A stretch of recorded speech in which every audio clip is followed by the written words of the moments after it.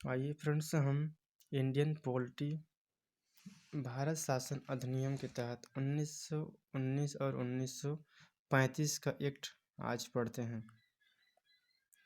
पहले हम समझते हैं कि आखिर यह संविधान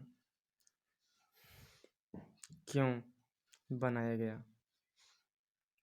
यह संविधान की पृष्ठभूमि देखें तो 1757 की प्लासी के युद्ध से प्रारंभ होती है। जिस समय 1764 के बक्सर युद्ध होती है, उसमें अंग्रेज़ों की विजय हो जाती है और अंग्रेज़ों को बंगाल, उड़ीसा और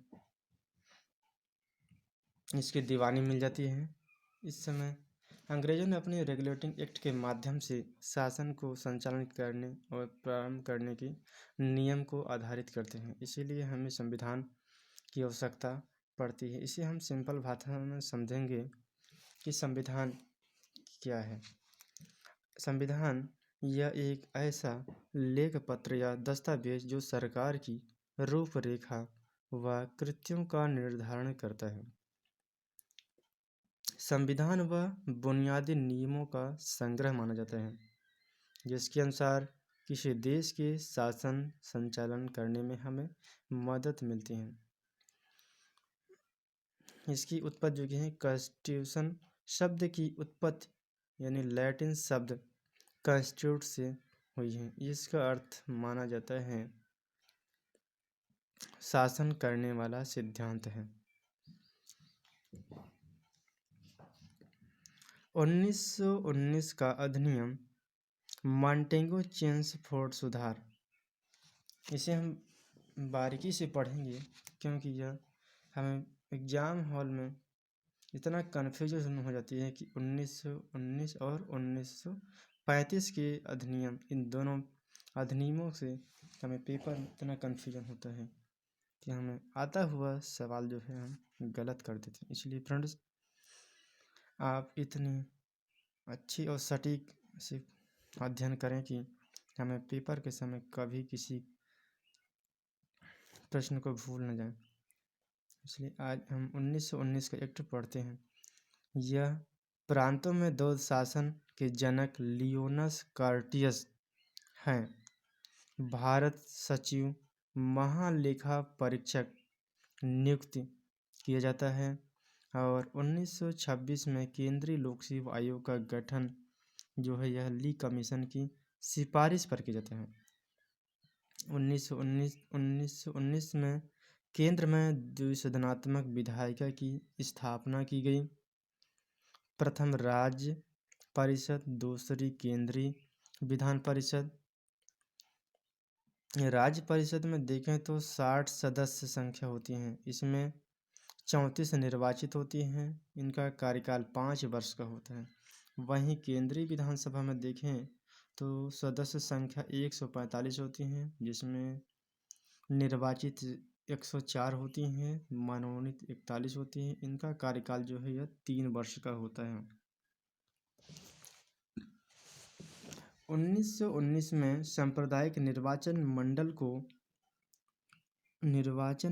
को बढ़ा दिया गया। मुसलमानों के साथ साथ सिखों, यूरोपियों और भारतीय ईसाइयों तथा एंग्लो इंडियन को पृथक प्रतिनिधित्व मिला हुआ है। वहीं प्रांतीय विषयों में को देखें तो इनको दो उपवर्गों में विभाजित किया गया है।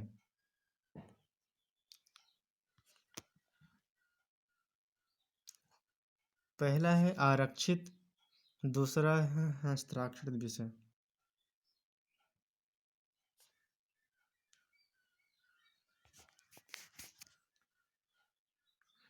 आरक्षित विषय में देखें तो गवर्नर कार्यपालिका परिषद की सहायता से शासन करते हैं, जबकि हस्तांतरित विषय में देखें तो गवर्नर का शासन मंत्रियों की सहायता से करते हैं।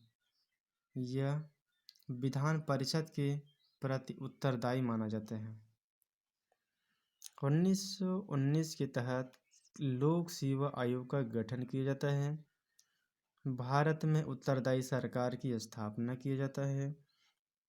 और केंद्र में केंद्रीय व प्रांतीय विषयों को पृथक कर राज्यों पर केंद्रीय नियंत्रण कम किया जाता है। 8 प्रांतों में विधान परिषद का गठन किया जाता है। इसका निर्वाचन जो है यह प्रत्यक्ष निर्वाचन व्यवस्था प्रारंभ की गई है।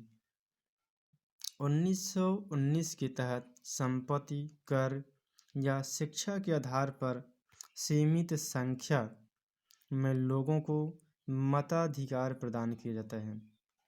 इसी के तहत 1926 में सिविल सेवकों की भर्ती के लिए केंद्रीय लोक सेवा आयोग की गठन किया जाता है।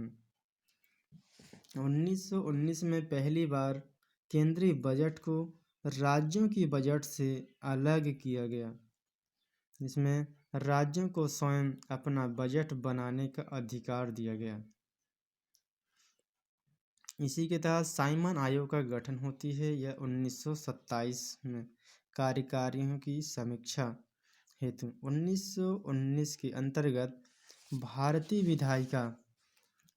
विधायिका का अंतिम निर्वाचन 1945 में आयोजित किया गया है। 1919 में पहली बार महिलाओं को वोट डालने का अधिकार दिया गया है। अब फ्रेंड्स समझते हैं 1935 यानी भारत शासन अधिनियम 1935।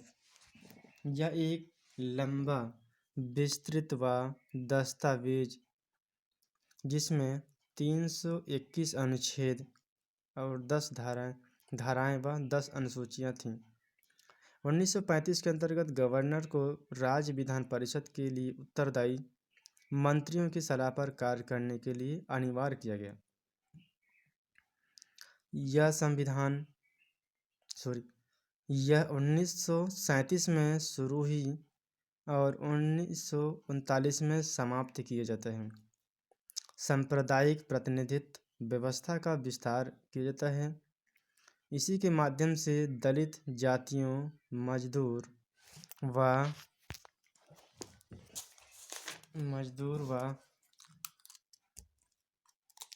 महिलाओं के लिए अलग से निर्वाचन व्यवस्था की गई।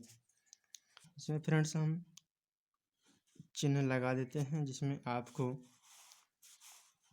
याद करने में आसानी हो सके। दलित जाति हो गया, मजदूर वर्ग हो गया और महिलाओं के लिए अलग से निर्वाचन व्यवस्था प्रारंभ की गई। इसमें मताधिकार का विस्तार लगभग 10% जनसंख्या पर किया जाता है। संघीय लोक सेवा आयोग की स्थापना के साथ साथ प्रांतीय सेवा आयोग बनाया गया। इसके अंतर्गत 2 या अधिक राज्यों के लिए संयुक्त लोक सेवा आयोग की गठन किया जाता है। इसमें संघात्मक सरकार की स्थापना होती है। भारत के मिनी संविधान का दर्जा दिया जाता है। प्रांतों में 2 शासन व्यवस्था का अंत कर दिया जाता है और स्वतंत्र शासित संवैधानिक आधार प्रदान किए जाते हैं। इसमें प्रांतों में द्वैध शासन का शासन व्यवस्था अंत कर दिया जाता है। केंद्र में द्वैध शासन लागू किया जाता है। इस प्रकार देखें तो केंद्र के प्रशासनिक विषयों को 2 विषयों में विभाजित किया जाता है। पहला है संरक्षित विषय, दूसरा है आरक्षित विषय। संरक्षित विषय का प्रशासन जो है यह गवर्नर जनरल सरकारी सदस्यों की सहायता से कार्य करते हैं, जबकि हस्तांतरित विषयों में प्रशासन लोकप्रिय मंत्रियों के माध्यम से किए जाते हैं।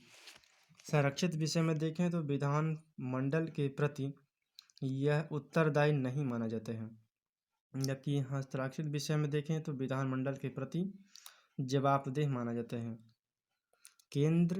केंद्रीय व राज्यों के मध्य शक्तियों का विभाजन इसी 1935 के एक्ट के माध्यम से 3 सूचियों का वर्णन किया गया है, जिसके अंतर्गत पहला आ जाता है केंद्रीय सूची, दूसरा आ जाता है राज्य सूची, तीसरा आ जाता है समवर्ती सूची।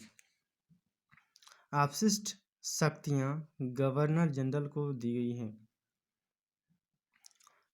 अखिल भारतीय संघ का प्रस्ताव ब्रिटिश भारत के प्रांतों, जिसमें चीफ कमिश्नरों के क्षेत्र आ जाते हैं, देशी रियासतों से मिलकर जो बनाए जाते हैं। लेकिन हमें देखें तो देशी रियासतों ने संघ में शामिल होने से मना कर देते हैं। इसलिए पृथक निर्वाचन व्यवस्था को बढ़ाते हुए हरिजनों को शासन में शामिल किया गया।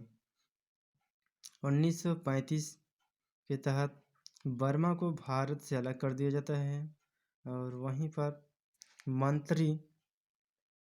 भारत मंत्री के अधिकारों में कटौती की गई है। भारत परिषद को समाप्त कर दिया गया और संघीय न्यायालय तथा रिजर्व बैंक ऑफ इंडिया की स्थापना की जाती है। क्रिप्स मिशन देखें तो क्रिप्स मिशन 1942 में यह सर स्टैफोर्ड के नेतृत्व में आती है। ये भारत को डोमिनियन राज्य का दर्जा प्रदान करते हैं। संविधान निर्माण के लिए संविधान सभा के गठन की बात करते हैं। इसलिए गांधी जी ने कहा कि यह एक आगे की तारीख का चेक था, पोस्ट डेटेड चेक। वहीं जवाहरलाल नेहरू ने बोले कि जिसका बैंक नष्ट होने वाला वाक्य जोड़ दिया। कैबिनेट मिशन देखें तो यह 15 फरवरी 1946 इंग्लैंड के प्रधानमंत्री क्लेमेंट एटली जी ने घोषणा की थी। इसमें रूपरेखा प्रस्तुत करने की डेट जो है 24 मार्च 1946 को 3 सदस्य। इसके अंतर्गत पहला आता है लॉर्ड पैथिक लॉरेंस, ये अध्यक्ष होते हैं, जबकि सर स्टैफोर्ड क्रिप्स और AB अलेक्जेंडर ये दोनों सदस्य हैं। कैबिनेट मिशन योजना के तहत इसमें नियम जो लागू की गई हैं, यह भारत विभाजन की मांग थी, इन्होंने ठुकरा दी। संविधान सभा के गठन की बात की गई थी। चुनाव प्रांतीय विधानसभाओं के सदस्यों से किया जाना था। इसके अंतर्गत स्वीकार करने वाले हैं महात्मा गांधी एवं कांग्रेस के लीडर, किंतु इनका बहिष्कार मुस्लिम लीग ने कर दिया। इसलिए हे फ्रेंड्स, आज के वीडियो यहीं तक। अगले वीडियो में हम संविधान सभा पढ़ेंगे। अपना राय, अपना सुझाव कमेंट बॉक्स में ज़रूर दें। Thank you so much.